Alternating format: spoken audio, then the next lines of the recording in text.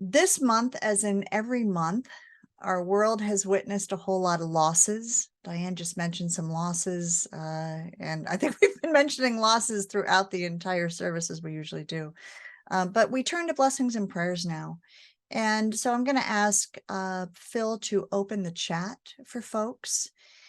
And, if you would like blessings or prayers, requests for anyone who has passed on to whatever is next after this beingness, please feel free to enter those in the chat. We take those, we witness those. We hold you in prayer even after this service. So please feel free to enter that into the chat. And in addition to what you might put in the chat, I'm going to add Toki the Orca back in. There's also been a request to hold those who know and loved Bob Barker in prayer. He did a lot of work for animals. And he was part of our formative TV watching for many of us for many years. I'll add prayers for the people, the animals, and the land of Maui, those who were lost and those who are recovering. Right now, wildfires burn in 14 states in the U.S. Ask that beings there might find safety. And I know that our list could go on and on and on for hours, couldn't it, of all of the losses that happen in the world. Blessings and prayers are a way of honoring lives. And some religions tell us they are a way to help beings on to their next incarnation or to their next home. So we hold that as possible. We hold that as something that may be possible. And today I'm delighted to introduce another animal chaplain to continue us on this blessing and prayer journey today, Reverend Ginny K. Mikita, who is a certified animal-friendly attorney, an ordained interfaith minister, and animal chaplain. She's provided compassionate legal assistance to those whose voices have been silenced, animals, children, LGBTQ plus individuals, and incapacitated adults. So she has compassion for all of those whose voices have been silenced and works very hard for them for over 30 years. She's been recognized as one of Michigan's top 10 lawyers for her animal protection work and was recently awarded the State Bar of Michigan Animal Law Section's Brandi Award. Congratulations, Ginny. Ginny is the founder of Animal Blessings, a nonprofit organization dedicated to honoring the sacred worth of all animals with whom we share our lives, captive animals exploited by humans for food and clothing and entertainment and other stuff, and wild animals who are hunted or at the risk of extinction. So welcome, Ginny. The floor is yours. And all of you who've put prayers into the chat know that I am taking those with me and will be working with those this week for you. Thank you very much. Thank you so much for the invitation to share with you this time of meditation and blessing for a creature that I have grown to love since a visit to Acadia National Park in Maine last fall. I'm wearing my collar and my stole because I wanted to share with you, and I'm hoping you'll be able to see this. There we go.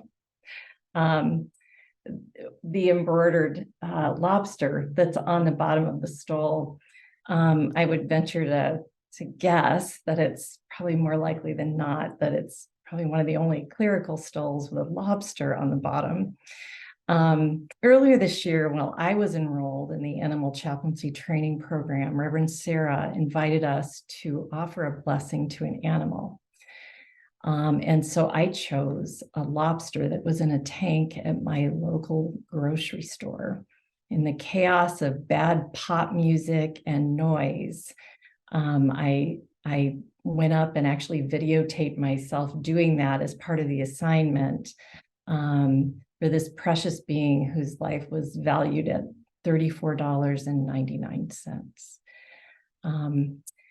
In a moment, you're going to see a video clip, the longer version of which I really encourage you to watch when you have time, in which a female lobster is molting.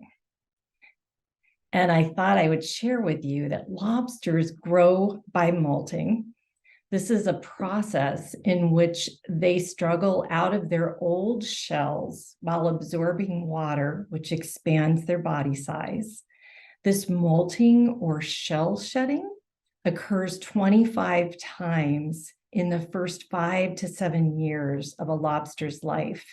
And then they molt once a year or every 2 years throughout adulthood. Because lobsters molt, they can regenerate their lost limbs. Each time a new molt is formed, the regenerating limb looks more like the original. Lobsters can even regenerate their eyes and their antenna. It occurred to me as I watched this beautiful video, and particularly this clip, and I shared this with Rev. Sarah, that we engage in spiritual molting throughout our lives. I am so grateful to the Compassion Consortium for providing a portal into which people can shed their own old notions regarding our relationships with animals with whom we share this planet, many of which were taught to us by the churches and faith communities in which we were raised and belonged. Now I invite you to close your eyes or soften your gaze and take the deepest breath you've taken all day. And Phil, there's a photo, if you can, I don't know if there's a way to put that up. That'd be great. Just in case you've got your eyes open, you can focus on this beautiful being. All right. The weight, and actually I should share with you, this invitation is to imagine yourself as a lobster. The weight of the water all around you feels like the most complete embrace. The water comforts every part of your body equally and thoroughly. Nowhere in your body can you feel any aches or pains, only the embrace of the cool salt water. Your body is alert, and despite your knight-like appearance, you are actually sensitive and delicate. Although you can't see or hear very well, you do have an exquisite sense of touch, thanks to your antenna and hundreds of thousands of tiny hairs that stick out from the gaps in your shell. As you effortlessly crawl, there is no sense of gravity, no up or down, there's just the ground, and that's what holds your attention.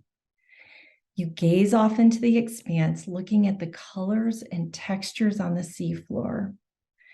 Your eye shows a remarkable geometry not found anywhere else in nature. It has tiny facets that are perfectly square, so it looks like perfect graph paper. This is needed because your eye focuses light by reflection, unlike most other eyes that reflect and focus by refraction.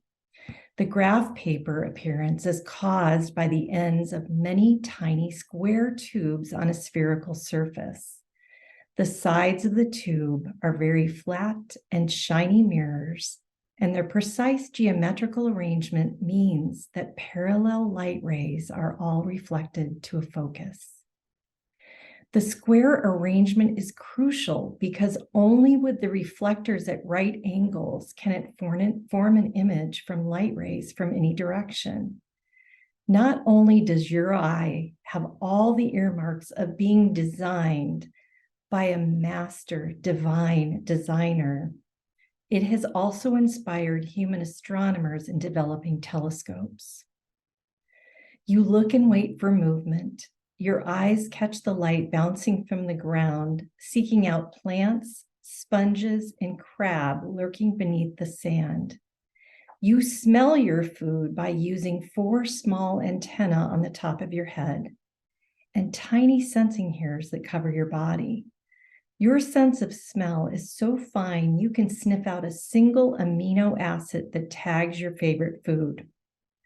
In addition, your claws are much more than just sharp defensive tools. You can favor their left or right limb or be ambidextrous, just like humans.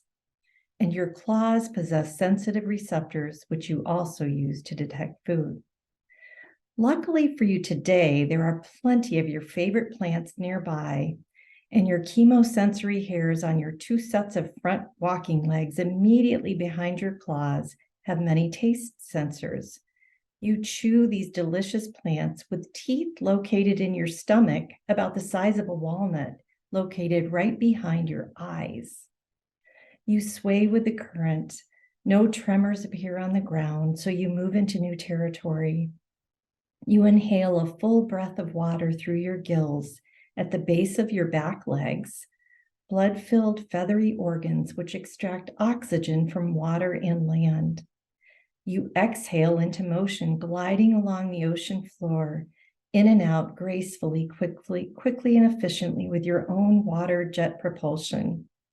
You approach an area where you marvel at the vibrant environment, rocks of different sizes, corals and shells, all pulsating with colors.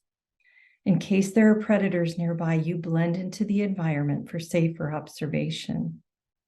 When you are sure the coast is clear, you venture out. Again, the weight of the cool ocean water embraces you, and today you are graced with a beam of sunlight into which you swim, reminding you of the divine spark that created you and energizes your days. May it be so. You may breathe your eyes open.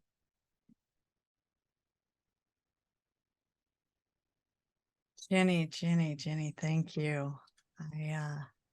We started today talking about how much attention we could have on tiny beings, and you just showed us one beautiful, beautiful way to do that. Thank you for so much detail and just how this feels. So I will ask Phil to bring up our closing prayer, and we will extend beyond lobsters, beyond ants, beyond all of the other beings that we have talked about today, including them, of course, but extend beyond them. And if you would share these words aloud or silently with me at the same time as I read them, please. May all creatures everywhere be happy and free. May the thoughts, words, and actions of our lives contribute to this happiness and this freedom for all. May it be so. Amen. So mote it be. Amen. Whatever your closing word is. Thank you for joining us for today's Sunday service.